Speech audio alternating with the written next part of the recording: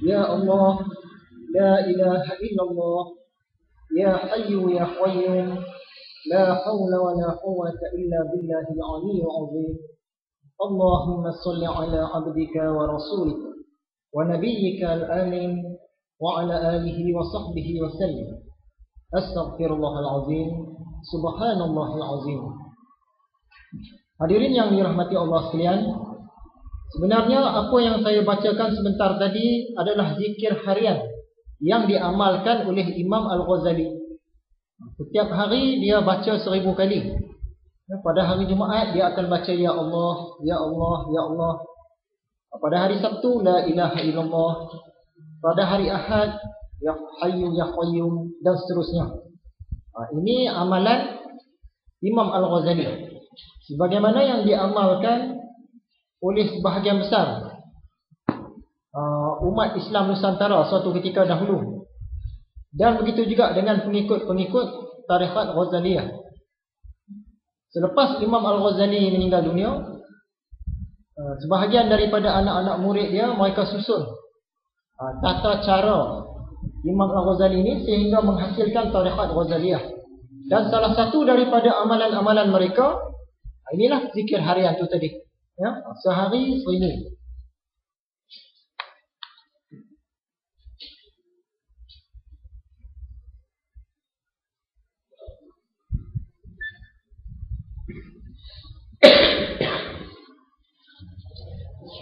Baiklah, sebelum kita pergi lebih jauh, kita imbas dahulu kuliah yang lepas. Antara perkara penting yang kita sentuh, kita berbicara tentang 5 istilah dalam agama Islam ini yang sudah berubah daripada maksud dia yang asal. Asal-asalnya dulu maksud dia lain, tapi apabila zaman berubah, maksud dia pun berubah. Apakah 5 istilah yang berubah itu? Ialah istilah fiqh, istilah ilmu, istilah tauhid, istilah tazkir, dan istilah hikmah. Jadi kita bagi contoh hari itu, perkataan smart. Perkataan smart ni datang daripada bahasa Inggeris. Maksud dia pintar, cerdik, ya? Melibatkan otak, melibatkan dalaman. Bila kita cakap satu-satu orang tu, budak tu smart semualah, maksud dia budak tu cerdik. Tapi apabila sampai suatu masa, istilah ni dia berubah maksud. Perkataan smart tu kita dah gunakan kepada orang yang kemas. Kita tengok satu-satu orang tu, rambut dia bersikat kemas, baju dia pun kemas, kasut dia pun berkilat. Kita pun cakap, hang ni smart semua lah. Dia tak kenal. Perkataan smart tu maksud dia cerdik. Bukan berkaitan dengan rambut, dengan pakaian tadi, bukan berkaitan dengan luaran. Tapi istilah tu dah berubah.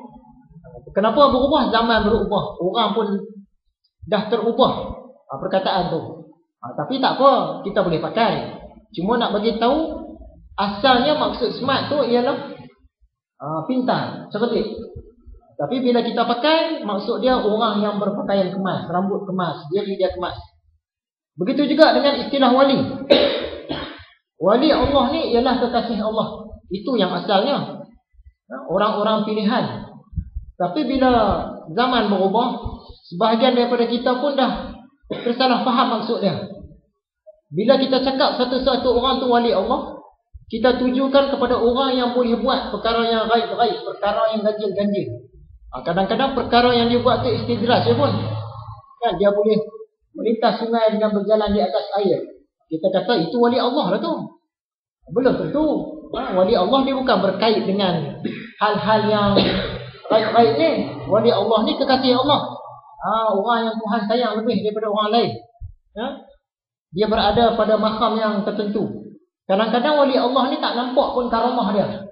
Tak nampak pun perkara-perkara luar biasa yang dia buat. Tapi dia tetap berada pada taraf wali Allah.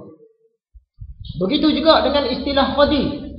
Kalau zaman dulu ni, zaman awal Islam, istilah qadi bila satu-satu orang tu pegang jawatan qadi, maksud dia tinggi semualah. Jawatan hakim. Jawatan hakim yang tinggi, dia selesai macam-macam masalah. Tapi apabila sampai kepada zaman kita ini, istilah qadi ni dah berubah jadi apa? Dia menjurus kepada urusan nikah kahwin. Bila kita sebut tuan qadi, berkaitan nikah kahwin. Itulah tugas tuan qadi.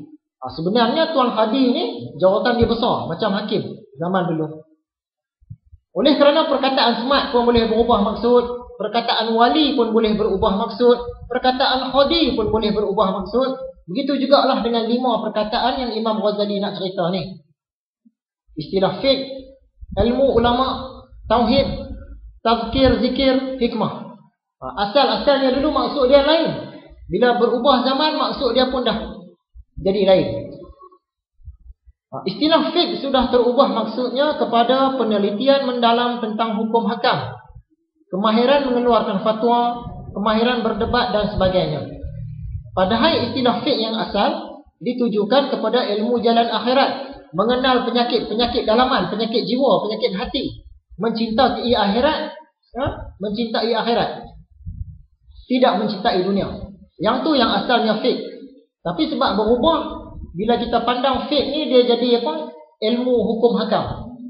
Siapa yang bijak keluarkan hukum hakam ni, dia tu mahir fiqh lah tu. Sebenarnya tak kena. Tapi orang pakai sekarang, kita pakai lah. Siapa yang mahir berdebat, siapa yang mahir tentang kaji-kaji nak keluarkan fatwa pasal perkahwinan, pasal perceraian, pasal perhambaan, dia itulah orang yang mahir fiqh. Asal-asal itu fiqh tu bukan yang tu. Fiqh ni berkaitan tentang ilmu jalan ke akhirat, ya, pasal penyakit-penyakit dalaman, penyakit-penyakit hati, penyakit-penyakit rohani.